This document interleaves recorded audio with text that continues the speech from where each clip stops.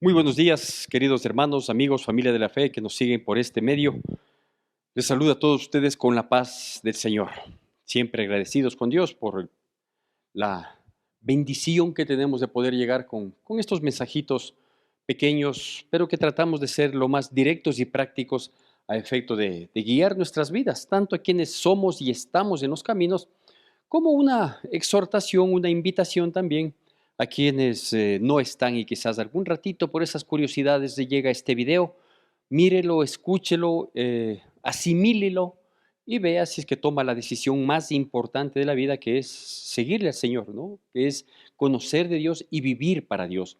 Yo sé que hay muchas filosofías, doctrinas, creencias que tratan, por un lado, de desmerecer la existencia de Dios o de desmerecer la influencia que Dios puede tener en las vidas que tomamos una decisión de conocerle a través de su palabra, de seguirle, de obedecerle y obviamente mostrar los frutos que ameritan, ¿no es cierto? Es decir, una persona comprometida con Dios, una persona que quiere vivir para agradarle más allá de las fallas que podemos tener, que tenemos, porque seguimos siendo humanos. No vamos a ser personas deliberadamente malas, perversas, que terminemos hiriendo a otras personas. Sí, digo, tendremos nuestras fallas que se van puliendo, que se van encaminando. ¿Sí? Y precisamente de estos aspectos quiero compartirle en esta oportunidad, porque las dos prédicas o charlas o pequeñas instrucciones que vimos respecto en las 2 semanas anteriores, en estos temas que salen entre semana, hablando de ser hijos de Dios, ¿no? De lo que implica ser hijos de Dios en una primera y segunda parte, como así lo calificamos. Yo quiero decirles que adicional a esa renuncia, a ese sufrimiento que a veces implica el seguirle a Cristo, negándose a sí mismo, tomando la cruz y siguiéndole, que es una parte, ¿no? De lo que es ser hijo de Dios, eh, para que Dios pueda mostrarse en nuestras vidas, para que Dios pueda eh, mirar o hacer el cambio que tiene que hacer en nuestras vidas. También hay frutos que deben evidenciarse en cada uno de nosotros, como le decía al inicio, ¿no? El hecho de predicar la palabra, de compartir estos pequeños mensajes o de asistir a una iglesia con la regularidad, con la frecuencia, con el compromiso que debe ser todo cuando se toma en serio en nuestra vida, ¿no es cierto? Cuando hay algo en serio, el matrimonio, el trabajo, los estudios, un emprendimiento en el área laboral, ¿sí? Etcétera, etcétera. Y el ser parte de una iglesia tiene que ser tomado con seriedad. Y cuando se toma con seriedad, debe haber frutos, debe mirarse evidentemente que hay un resultado, y un resultado favorable, obviamente. Así que, como hijos de Dios, nosotros debemos y estamos llamados, por ejemplo, a tener una vida digna, es decir, a tener una vida que refleje, que manifieste, que muestre que somos hijos de Dios. No podemos tener una vida desordenada, no podemos ser personas altivas, orgullosas, prepotentes, malcriadas, groseras y decir que soy un hijo de Dios porque quizás asisto eventualmente a o hasta recurrentemente a una congregación, o porque algún día hice una oración de aceptación a Cristo en mi corazón y por lo tanto pienso que ya hice esa oración, reconocí mis pecados, acepto el sacrificio de Jesucristo en el Calvario, ¿sí? Y ya soy hijo de Dios. Cuando la evidencia, cuando el testimonio, cuando el estilo de vida, cuando nuestras decisiones posiblemente contradigan, ¿no? Entonces, uno tiene que ser coherente en la vida, siempre coherente en la vida. La falta de coherencia se llama mentira o hipocresía y eso no puede ser. Así que en este sentido yo quiero eh, mostrarle algunos aspectos. En esta porción de la palabra de Dios he encontrado unos 5 o 6 aspectos que quiero destacar como hijos de Dios. Insisto, esto va relacionado con los 2 temas anteriores de ser hijos de Dios. Ahora me he permitido llamarle a una vida digna de hijos de Dios. ¿Sí? Quienes somos papás tenemos claro qué es lo que queremos hacer con nuestros hijos Y digo, debe haber coherencia, no solo en lo que yo quisiera que mis hijos sean, sino en cómo les educo, ¿sí? Bajo qué principios, bajo qué valores, o digo, no, que cada quien sea como quiera, que cada quien haga las cosas como quiera y que las cosas se manejen de manera equivocada, desatinada, ¿sí? Bueno, para esto quiero dar lectura de unos pocos versículos que se encuentran en Primera de Tesalonicenses capítulo 4. Voy a hacer la lectura del versículo 1 al versículo 12. Primera de Tesalonicenses capítulo 4, del versículo 1 al versículo 12. La palabra de Dios dice así. Me sigue por favor siempre, como suelo sugerir, pedir, que sea con atención y con la debida reverencia a su bendita palabra. Dice así: por lo demás, hermanos, os rogamos y exhortamos en el Señor Jesús que de la manera que aprendisteis de nosotros, como os conviene conduciros y agradar a Dios, así abundéis más y más. Porque ya sabéis qué instrucciones os dimos por el Señor Jesús, pues la voluntad de Dios es vuestra santificación, que os apartéis de fornicación, que cada uno de vosotros sepa tener su propia esposa en santidad y honor, no en pasión de concupiscencia como los gentiles que no conocen a Dios, que ninguno agravie ni engañe en nada a su hermano, porque el Señor es vengador de todo esto, como ya os hemos dicho y testificado, pues no nos ha llamado Dios a inmundicia, sino a santificación. Así que el que desecha esto, no desecha a hombres, sino a Dios, que también nos dio su Espíritu Santo. Pero acerca del amor fraternal, no tenéis necesidad de que os escriba, porque vosotros mismos habéis aprendido de Dios que os améis unos a otros. Y también lo hacéis así con todos los hermanos que están por toda Macedonia, pero os rogamos, hermanos, que abundéis en ello más y más. Y que procuréis tener tranquilidad y ocuparos en vuestros negocios y trabajar con vuestras manos de la manera que os hemos mandado, a fin de que os conduzcáis honradamente para con los de afuera y no tengáis necesidad de nada. Bueno, estos pocos versículos traen mucha instrucción, más que una recomendación, más que una sugerencia, es una instrucción, es decir, esto es lo que hay que hacer. Debemos prestar toda la atención a esto y procurar cumplirlo. Eso es una instrucción. Una instrucción no es una sugerencia, no es algo, mira, yo considero que deberías. No, no. Sí, es así hay que hacer. Y yo quiero antes de desglosar estos 6 aspectos, cinco o 6 aspectos que está aquí en la palabra, en esta porción de la palabra, hacer notar una situación, que es Pablo el que escribe esta carta a los tesalonicenses. Una de las 2 cartas que él escribió, siempre da instrucciones, llama la atención, exhorta, alienta, consuela. Son maravillosas esas cartas, alicientes para nuestras vidas y de tanta luz en nuestro caminar, ¿no?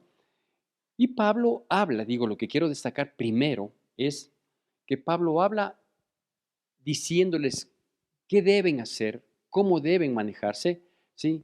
Pero dice, así como nosotros. Es decir, si algo vale, si algo pesa, si algo consigue un resultado favorable, es el ejemplo, es el ejemplo. Nadie, ni el hermano mayor al menor, ni los padres a los hijos, ni el esposo a la esposa, hablo en el orden de que el hombre es cabeza de la mujer, ¿no? Y es cabeza del hogar, ni el líder, el pastor al pueblo. eh, no quisiera entrar en política, ¿no? Debería decir, ni los gobernantes al pueblo. Bueno, ellos son casos excepcionales, ¿no es cierto? Ellos piden, demandan, exigen, ¿sí? Y no dan el más mínimo ejemplo, ni en su comportamiento personal y peor en el desempeño de sus funciones. Pero dejémosle ahí, ¿sí? Hablemos de la familia, tanto propia, familia de sangre, como familia de la fe. Debemos ser ejemplo, ¿sí? Para yo poder hablar, para yo poder predicar, para yo pararme en un púlpito, o pararme aquí delante de una cámara, en un rinconcito de nuestra iglesia y llevar un mensaje, tenemos que, si vamos a decir, si vamos a hablar, si vamos a exhortar, si vamos a instruir, ¿sí? Primero debemos estar nosotros bien entendidos de lo que vamos a decir y luego ser ejecutores de lo que vamos a hablar, no ser oidores olvidadizos de la palabra como sugiere Santiago, ¿no es cierto? Entonces, Pablo comienza aquí diciendo esto. Dice, por lo demás, hermanos, les rogamos y exhortamos en el Señor Jesús que de la manera que aprendisteis de nosotros, que de la manera que aprendisteis de nosotros, ¿sí? Y más adelante también menciona, indicando que ellos se han puesto como ejemplo, ¿sí?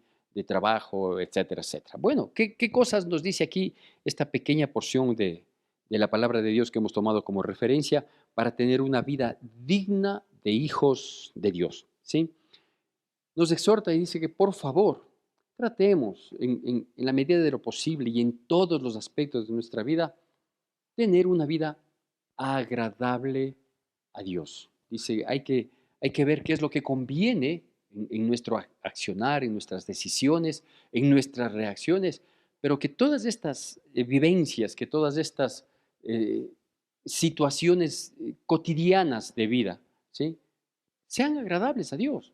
Eso quiere decir un vocabulario, una actitud, un tono de voz, un tipo de reacción, que eso le agrade a Dios, ¿sí? No se trata de que somos instintivos y como instintivos actué de tal manera porque fui provocado. O yo soy así porque tengo el carácter débil, deberíamos decir, pero nos equivocamos, decimos del carácter fuerte, porque el carácter fuerte es el que tiene control, dominio propio, ¿sí? Pero decimos, actué de esta manera, es que me dejé llevar, ¿sí? Entonces, eso dice, nosotros tenemos que estar pendientes y manejar nuestra vida como conviene, tratando de agradarle a Dios. Ya le digo, comenzando desde las palabras, desde el tono, desde el tener modales, por ejemplo, que hoy ya no existe mucho. Yo veo los comportamientos y no juzgo única y exclusivamente a los jóvenes, ¿no? Que decir, bueno, son muchachos, son jóvenes. No, no. Cuando uno es joven, pero si es que tiene instrucción en la familia, si es que tiene ejemplo en la familia, si es que una familia se maneja bajo principios, bajo valores, entonces obviamente las cosas van a evidenciarse de que hay una conducta, un comportamiento adecuado frente al resto de personas. Entonces, primera recomendación, dice que tenemos que procurar manifestar una vida que le agrade a Dios, ¿sí? En todo aspecto, en todo momento, en todo tiempo, ¿sí? No olvidar, segundo aspecto, ¿sí? Que hay un propósito, una voluntad de Dios para nuestras vidas, que es la santificación. La santificación obviamente habla de un verbo en ejecución, ¿sí? Es decir, no se trata de en algún momento ser santo o tener alguna actitud de santo y con eso ser feliz y proclamarlo, es decir, cuando yo pude haber actuado de manera equivocada y actué de manera correcta. ¿Ya? Ese fue un evento, pero aquí lo que dice es que recordemos que la voluntad de Dios para nuestras vidas es la santificación, es decir, constantemente estar separados para Dios, constantemente vivir para agradarle a Dios, constantemente mostrar que somos hijos de Dios, ¿no es cierto? Entonces esa es la santificación. ¿Y a qué se refiere? Obviamente, en base inclusive a los versículos posteriores, se refiere a una vida de integridad, a una vida cuya alma sea sana. Usted sabe, el alma son los pensamientos, son las reacciones o las emociones, ¿sí? Y es nuestras decisiones. Ese es el alma. Entonces, eso debe ser santo. ¿Qué significa ser santos? Significa ser separados para Dios, o sea, tratar de coincidir con el deseo de Dios, porque esa es la voluntad de Él en nuestras vidas, ¿sí? Segundo aspecto, vivir en una santificación, ¿sí? La santidad no es un estado que se alcanza, ¿sí? Más bien es un estilo de vida. Tercer aspecto que nos muestra aquí es que nosotros en nuestra relación marital, nuestra relación matrimonial, nuestra relación de pareja, debemos manejarnos con pureza, ¿sí?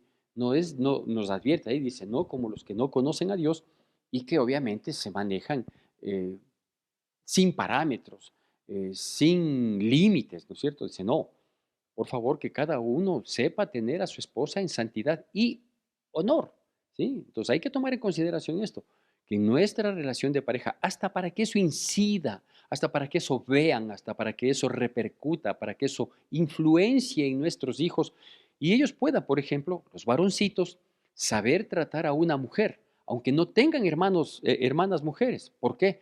porque ven el comportamiento que tiene su papá con su mamá y viceversa. Y las mujercitas también, que aprendan a manejarse con un hombre, ¿por qué?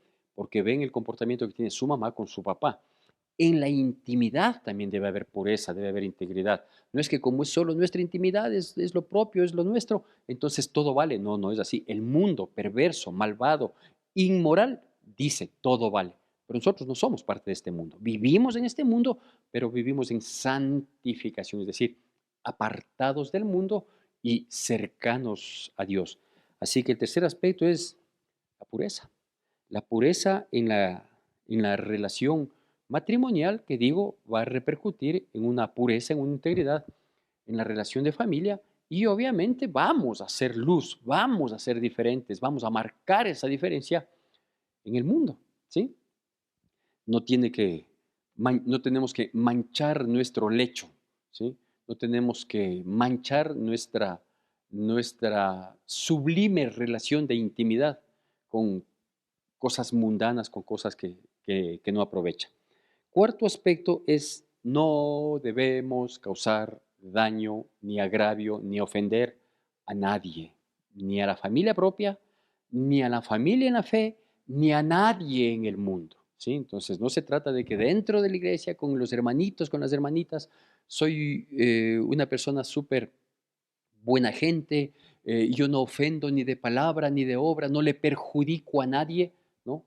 Pero afuera soy un terrible. No, a nadie hay que perjudicar, a nadie. Obviamente se entiende que por el nivel de afectividad, a nadie en la familia, a mi hermano, a mi hermana, a mi primo, a mi tío, a mi padre, a mi madre, o sea, a ese círculo familiar, ¿sí? A nadie voy a perjudicar, tampoco a la familia de la fe. Es decir, si hay personas que de pronto son conocidas en una congregación por brindar un servicio, por proveer algún producto, alguna cosa, y dice, vea, hermanito, usted ha sido la persona que me puede ayudar, ayúdeme. Yo no le voy a agraviar, no le voy a causar daño, no me voy a favorecer, no me voy a aprovechar de eso, ni con mi familia en la fe, ni con nadie, ¿no es cierto?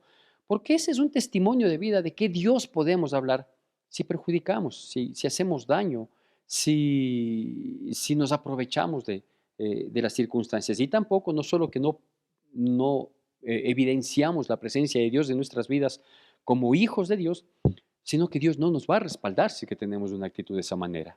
¿Sí? Si el día de mañana o va, por A o B circunstancias vamos a requerir una manifestación sobrenatural de Dios, un milagro de Dios para las distintas áreas en las que se desenvuelve la vida, ¿con qué cara le digo a Dios, Dios mío, ayúdame cuando yo he desmerecido la presencia de Dios en mi vida por la sencilla razón de que perjudico, de que soy mala gente, de que causo daño, de que causo molestia, de que ofendo, de que lastimo? Entonces, hay que ser, hay que ser coherentes. Por eso digo que esta charla se llama Una vida digna de hijos de Dios.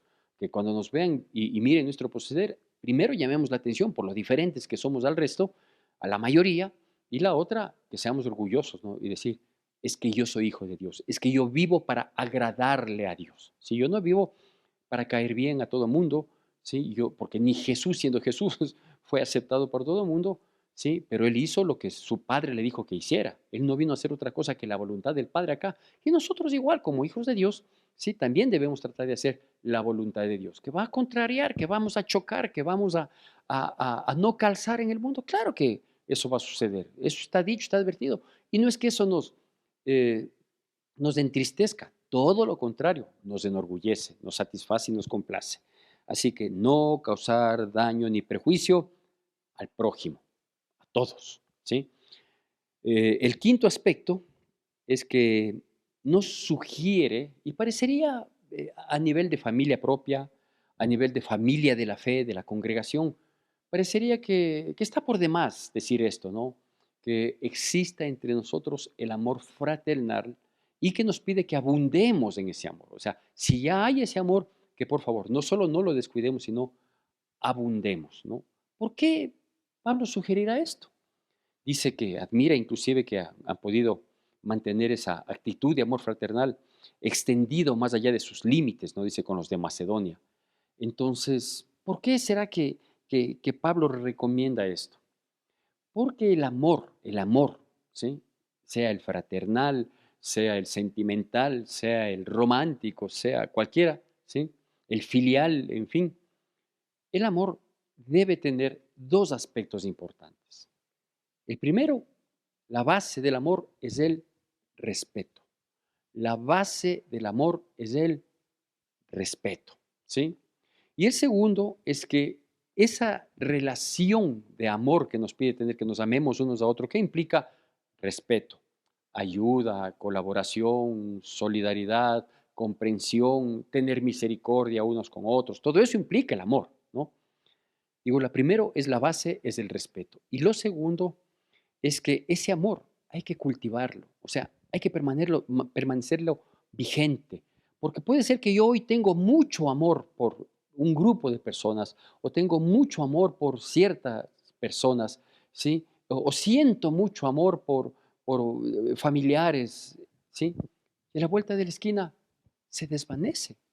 Se desvanece el amor. No digo que le faltamos al amor porque le faltamos al respeto, no, sino que ese cariño, ese afecto, esa constancia, esa perseverancia, a la vuelta de la esquina puede ir mermando, bajando, desapareciendo y luego ya no somos, por ejemplo, solidarios, compasivos. Aquella persona o aquel grupo de personas, aquella familia que yo amé, que yo quise, sí, con el pasar de los años me entero que están en dificultad, que están en problema, o por alguna diferencia, pequeña diferencia que hubiéramos tenido, mantuvimos un alejamiento, un distanciamiento y luego sé que esas personas que fueron amadas, sí, están pasando una necesidad, están teniendo un, un requerimiento que yo puedo asistir, que yo puedo dar. Y no lo doy. ¿Por qué? Porque el amor se va pagando. El amor no se acaba porque el amor proviene de Dios, pero en nosotros los humanos a veces se va pagando, se va desmereciendo. Si eso pasa en la pareja, imagínense en la pareja que tenemos una vida continua, cotidiana y que compartimos todo, espíritu, alma y cuerpo compartimos con nuestra pareja y que se vaya pagando. Si eso pasa así, ¿cuánto más con el resto de personas? A veces eso puede pasar con hermanos, a veces eso puede pasar con padres o de padres hacia hijos. Pasa, entonces por eso nos insta. Dice, ya que sé que ustedes se aman unos a otros y qué bueno que así sea, sí, pero por favor, abunden más y más para que esto no se apague. ¿Sí? Y el último aspecto dice que nosotros debemos ser personas de paz, y manejémonos con tranquilidad, y productivas, ¿sí? De paz y productivas. Y además insiste y termina diciendo que seamos honrados, honestos, igual con todo el mundo, ¿no? Dice con los de afuera, obviamente. Si con los de afuera voy a ser así, con los de adentro mucho más. ¿Quiénes son los de afuera? Los que no son cristianos. ¿Quiénes son los de adentro? La familia de la fe y la familia de sangre. Entonces, que seamos personas de paz, tranquilos, que no seamos exasperados, que no tengamos como recurso en algún momento la ira, la contienda, la grosería. No, sé tranquilo, tranquilo, pensado, meditado, sabios, ¿sí? Y que seamos personas productivas, que sepamos trabajar, que busquemos ser útiles, que yo sé que hoy en día es sumamente difícil tener y sostener un trabajo más en relación de dependencia, quizás quienes de uno u otro modo trabajamos de manera independiente, llamémoslo así, eh, tratamos de sostener, pero quienes tenemos o tienen una actividad particular no dependiente de otras personas o de otras instituciones, aún así es difícil, ¿no? Sostener los trabajos porque vemos la crisis horrenda en la que ha caído nuestro país y sobre todo sin visos de esperanza, ¿no?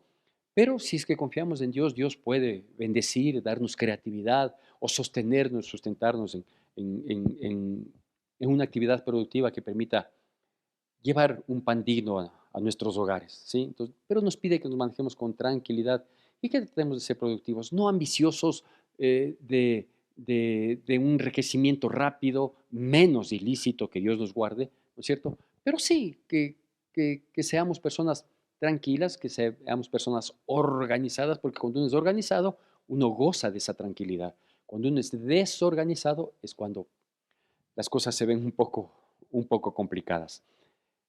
Tener una vida digna de hijos de Dios requiere amor a Dios y disciplina en nuestras acciones. Que Dios bendiga poderosamente nuestras vidas en Cristo Jesús.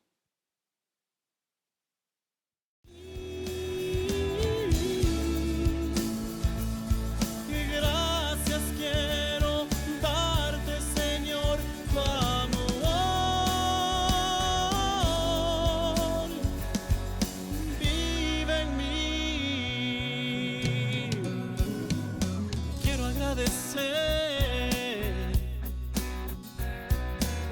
aquel que mi vida salvó, aquel que su mano me extendió.